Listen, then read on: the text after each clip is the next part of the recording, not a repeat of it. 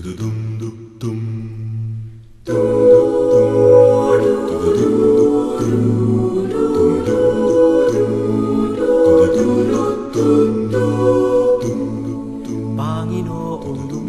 ihatid ng Diyos sa aming kapwa.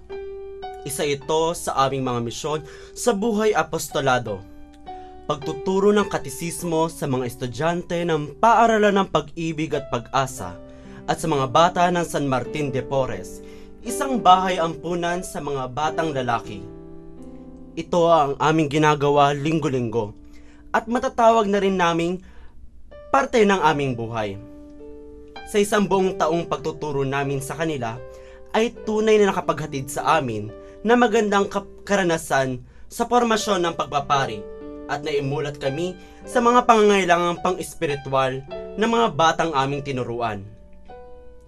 Dahil ang Barangay Outreach ay isa sa mga programa ng NSTP tuwing second semester ng first year college, ito rin ay ginagawa namin sa seminaryo. Ang pagkakaiba nga lang, parte na ito ng aming buhay at hindi pang isang semester lang. Mga bulag, pipi, bingi at mentally retarded ang aming tinuturuan. Sumakatuwid, may kahirapan.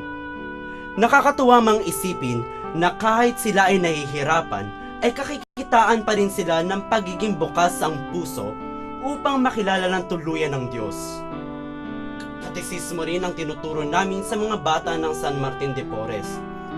Oo, wala silang magulang, pero sa kanilang mga mata ay makikita mo ang kasabikan nila na makilala ang Diyos.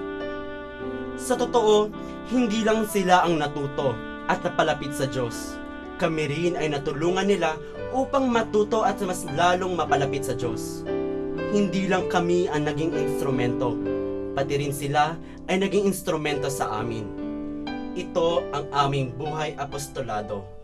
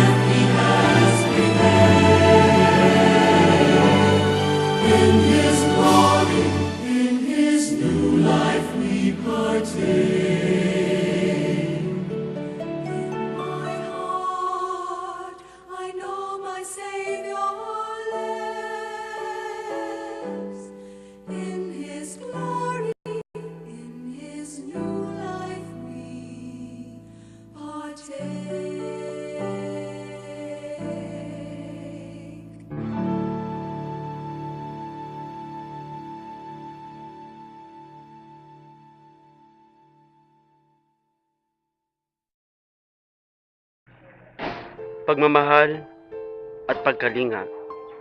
Ang aming apostolate sa mga matatanda sa bahay pag-ibig. Ito ang aming ginagawa linggo-linggo upang sa kahit paanong maliit na paraan lamang ay may paparamdam namin ang pagmamahal na pinagkait sa kanila. Mahirap, oo.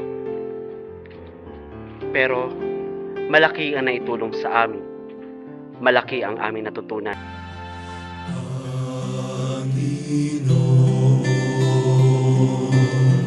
turuan mo akong maging bukas palad.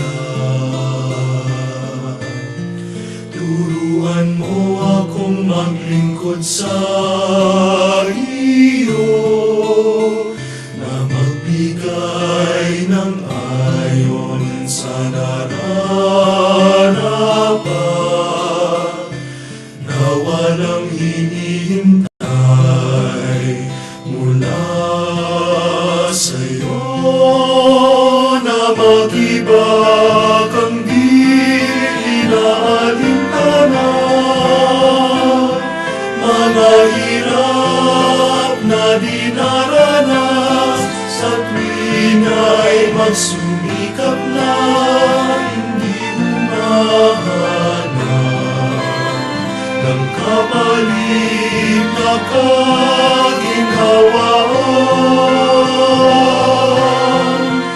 na di naghihintay kundi ang aking mabati, na ang loob mo siyang sinusundan.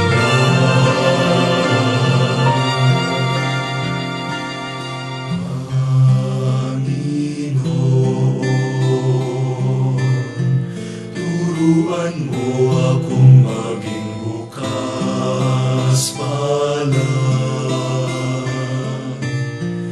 Turuan mo akong maglingkod sa iyo, na magbigay ng